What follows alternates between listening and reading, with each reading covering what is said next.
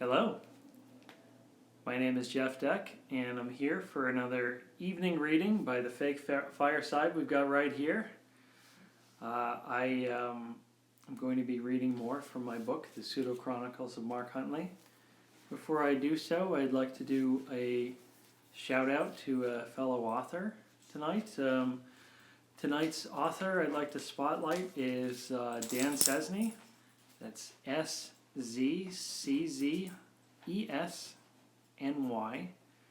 He's written a lot of great books. He's got a new book coming out this June called You and Me, Reflections from the Fatherhood Frontier. And that's U, just the letter U, not Y-O-U. And he's written a lot of other great stuff. I really loved his Nepal Chronicles book and his book about Mount Washington called The White Mountain. He's got a great catalog, so I'll include the link to his stuff. And actually, I got to include the links to the other authors that I've shouted out so far. That might be helpful. Anyway, let us do a little more reading from the Pseudo-Chronicles of Mark Huntley. We are up to Saturday, September 18th, 2004, with an entry called Keeping Tabs. Some of the supernatural stuff is starting to heat up a little bit here, so let's see what happens. Well, color me rattled. Yesterday evening started as I planned, with nothing on the agenda. I curled up with Kim Stanley Robinson's The Wild Shore, and got wrapped up in the story while listening to vague rumbling outside my windows. Maybe the beginnings of a storm, maybe just the atmosphere groaning. That was nice for a while. Just me, my book, and a couple Millers to grease the wheels of the mind. I can blame the Millers, though, for a serious case of the acides that hit my stomach around 10. It took me off guard. I hadn't had a bad reflux episode for a while, but I couldn't just ignore it. That bitter taste flooded into my mouth and twisted my belly. I got out of my chair and pawed through the closet for the container of antacids that I knew was in there. The thing was, it wasn't. I checked the bathroom, the kitchen, and I'd be damned, but I was out a whole fucking container of antacids that surely elves had made away with to feed to the blessed calcium-craving nymphs of the wood. Ugh. I knew I wouldn't be able to sleep like this. Glancing out the window, I saw a night without rain, but still unwelcoming, with thunder in the distance and the occasional lightning streak. Reluctantly, I put on my shoes and headed for the door. At least I probably wouldn't get wet. My destination was the Korean corner store a couple blocks away. When I got outside, it seemed like those couple blocks were a long way to trek. Something just oppressive about the night. The sky lit up, flashed twice, happy to justify my anxiety. I saw a few other people out on whatever errands they felt compelled to run at 10:07 p.m. in ominous weather. I didn't mind their company, those strangers. As I walked along, though, one stranger in particular gave me a less than warm feeling. I wouldn't have noticed him if I hadn't turned my head to take a second look at a dark shop window I'd just passed. Handsome watches on display. Hey, I thought I could really use a new watch. He was walking in the same direction I was, about 50 feet or so behind me, and there was nothing unusual about his appearance or the way he was walking. Dark clothes, a bit retro, floppy-brimmed hat pulled down over his face. Joe Citizen out for a stroll, same as me. But just looking at him gave me serious chills, and I didn't know why. What, do you think he picked up a tail? I muttered to myself. I thought that skipping the crime show garbage on TV would have inoculated me from such idiotic ideas. I did know one way to test it, though, just like I thought they did on the shows. I stopped in front of the next shop, a closed bakery, and spent a good 30 seconds staring into the window. Day-old bread. Rather than stopping, as I had, Joe Citizen kept walking and crossed the street after several yards. He went on, turned a corner, and disappeared from my sight. So there I had him. He hadn't been following me, Jesus Christ. I continued on with a lighter heart to the Korean corner store, only jumping a little at the sputtering of the tube lights when I walked in. I headed over to the meager medicine aisle. There I found one little roll of antacid tablets. Not the brand that I liked, but they'd have to do. As I was paying for the antacids, a movement caught my eye, and I casually looked over at the refrigerator cases of beer and soda. My buddy from outside was there, peering into the cases, his back to me. I dropped the change I'd just received from the old cashier. When had this guy entered the corner store? I hadn't heard a single customer come in after me. "Your change," said the cashier. I scooped up the coins and hurried out of the store before the man at the refrigerator cases could look my way. I got the feeling I wouldn't like it if he did. Once outside, though, and walking away at a brisk pace, I started to feel foolish. Why had I let myself get creeped out so much by some random stranger? So we'd taken a roundabout way and ended up at the same store I stopped in at. That was by no means a shocking event. How many other places could you shop at that time of night? I decided to take a different way home, though. I turned and headed a few blocks out of my way to the north. Not long after that, I got the sense that somebody was watching me. I whirled around 3 separate times to try to catch a glimpse of a watcher, any watcher, but the scant number of people nearby were just normal folks going about their normal business. Thunder rumbled far above my head, louder than a bit before. I'd make a maneuver, just in case. At the next block, I hung a left, and as soon as I was out of sight of whoever might have been back on the previous street, I sprinted as fast as I could to the next cross street, and then took another left, sure that I hadn't given anyone enough time to spot me. I jogged down that street, took a third left, and then a block later I was back on the street I had left behind in the first place. Mostly the same people as before, since I had rounded off the block at a good speed, but I no longer felt like I was being watched. If someone really had been following me, Joe Citizen again, maybe? Excuse me. He'd be up ahead chasing down a wrong trail, not expecting me to come back to this street. I started up the street, feeling pretty good about myself. And then I stopped dead as I realized that the gray-bonned old woman I'd just walked by was singing softly to herself.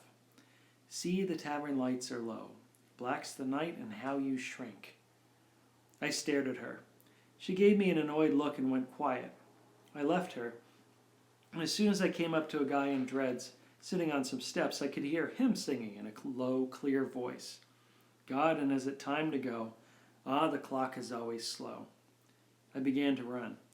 I almost knocked into 2 short men in t-shirts as I went, and what spun me away from them was the refrain they sang together, in Spanish, but I knew the translation by heart. "It is later than you think, sadly later than you think."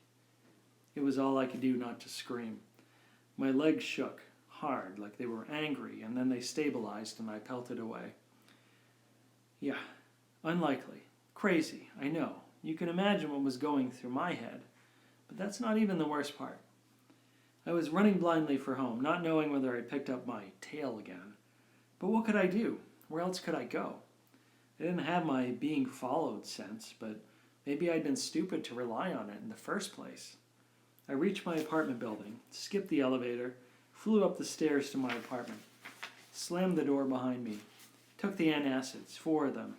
I still felt like I was going to throw up. I looked out the window. 8 stories below, under the glow of a street lamp, the dark figure of a man stood looking up at my apartment building. At my apartment, my 2 windows. I couldn't make out his face under the shadow of his hat, but I could still tell that he was looking at me. He just stood there, motionless, watching. I stepped away from the window, shaking violently. Should I call the police? But what was there to say? I had no idea who the man was, and he'd take off before a squad car could arrive. I shut off the lights. Then I went back to the window for another look. The man was gone. Thunder complained outside, louder than ever. I went to my front door, locked it, put the bolt on. Then, for good measure, I hauled my bookcase over in front of the door. The darkness wasn't helping, so I flicked on a small lamp. Even with the antacids doing their work, I probably wasn't going to get much sleep that night. Thankfully, nobody showed up at my apartment. I stayed wired awake until around 4 this morning, listening all the while for any strange noises in the hall. There were none, and checking out the window in case the watcher reappeared. He never did. Then my tiredness finally caught up with me. My vigil ended with me falling asleep in my chair at an awkward angle. Thanks, guys. The dream was short, like my total amount of sleep, but it still freaked me out. I was standing in the same place I'd been in when I had the dream last time. The same darkness, with leaf-like objects striking me, and I saw the same silver-glowing boy that I'd seen before. This time, though, a young girl joined him. She wasn't glowy, but she did seem to be friends with the boy. They were playing around and laughing, though I didn't hear any sound. Then the darkness faded out a little, and I could see trees, and a pair of mountains looking like a pair of generous breasts, and gray sky. These woods looked familiar to me somehow. As the kids continued to play, a new figure appeared some distance away, this one adult-sized. It was a woman in a long dress with hair down to her elbows. I couldn't see her face clearly, but somehow I could tell that she looked angry. No, malevolent. Is that more like it? Just like fucking evil. She had her own glow, a dull, almost not there violet. It throbbed from her, unlike the boy's silver, which created this streamy effect around him. The whole wood shook, and the sky cracked. I could see through the crack in the gray a darker sky, and there were more symbols there, different than the ones in the first dream, but they did match the ones that I drew during my little artistic frenzy the other night. They were twisting, glowing, and they seemed alive. The woman with the purple glow was only standing there watching the kids, but the boy broke off from his playing and broke into a run, right at the woman. As he ran, he started to change. I woke up around 8 this morning. No intruders. Nobody tried to move the bookcase from its place in front of the door. Looked like I'd lived to see another day. I've tried to get more sleep, but no dice. And here I am.